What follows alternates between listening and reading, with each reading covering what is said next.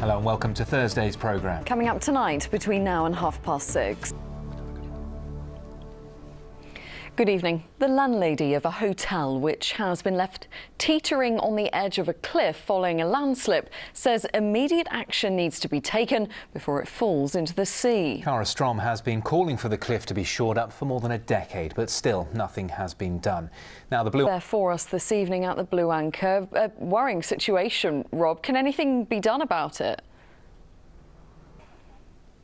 The destructive power of nature has also been illustrated in Torquay, where part of the seafront is shut this evening after a large sinkhole appeared on the pavement. A cordon has been set up while emergency repairs are carried out on Torbay Road.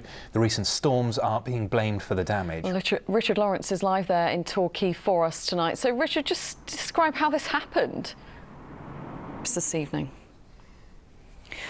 Now, next tonight, researchers at the University of Plymouth have found a link between the amount of time young people spend online and their exposure to upsetting content. The report also concluded that heavy online... Well, we've been to St James School in Exeter to talk to pupils about their life online.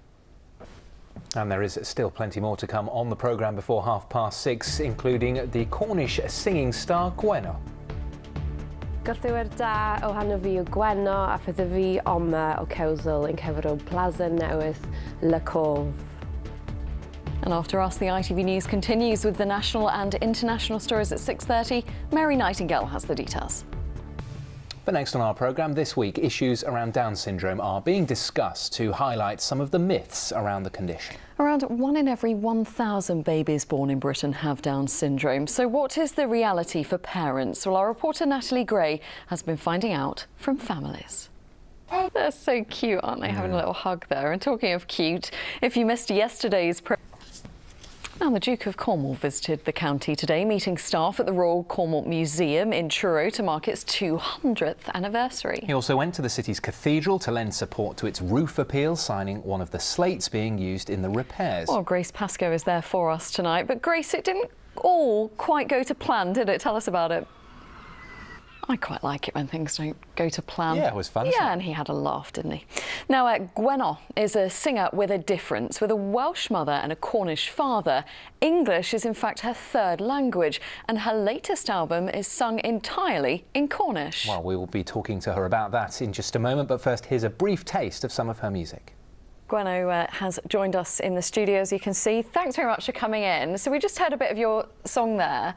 I mean, it sounds fantastic, but just tell us why you decided to record in Cornish. It's not something I've heard before. Well, I was raised as a Cornish speaker and I spoke Cornish at home as well as Welsh.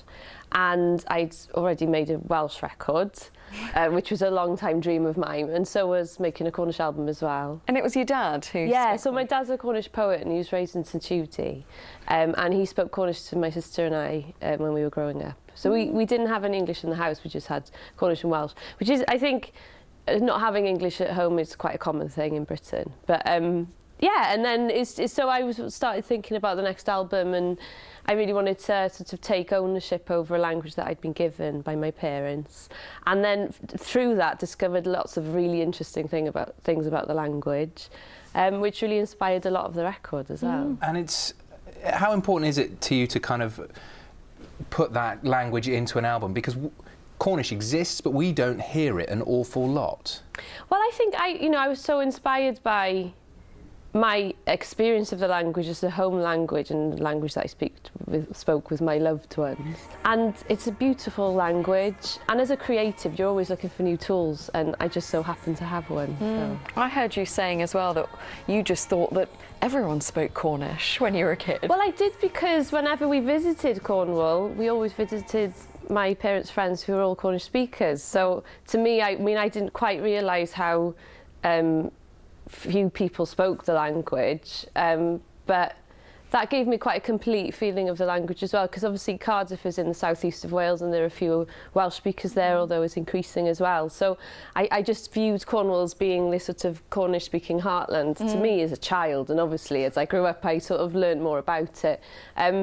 But that always gave me a lot of confidence as well, obviously, that there were other people in other places that spoke the same language as me. And you're on tour at the moment. The album's been out about a month. You're in Truro in a couple of weeks' time. Yes. Does it excite you? Does it kind of worry you that people will come and see you, but they won't actually know kind of what you're saying. Well, a lot of people, because we did Falmouth in December and there were a lot of Cornish speakers in the audience, so that was quite different for me. And obviously when I visit Cornwall there are more Cornish speakers in the audience, which becomes quite... it's all quite revealing then, because obviously people can understand what I'm singing about. And obviously I am slightly more nervous always when I go back to Cornwall, in the same way that when I go back to Wales, because they're countries obviously that I feel strong links with. So you almost feel like a lot more that you're playing in front of, you know, people in your living room, or you know, because it's a far more personal experience. Well, it is a fascinating album. Enjoy the tour, enjoy Truro when you're down there when you visit there in a couple of weeks. Thank you very much for coming in today. Thank you. Oh, that was Gwenno there, who popped into the studio a bit earlier. We all loved her, didn't we? She's great, yeah. Embarrassing, really, because we can only speak one language and she can speak three. Can you speak any languages? Yeah, I can, actually. I'm being told I speak a lot of gibberish. Every night. Not at all. Tell us about the weather then. We're expecting... OK, Bob, thanks very much indeed.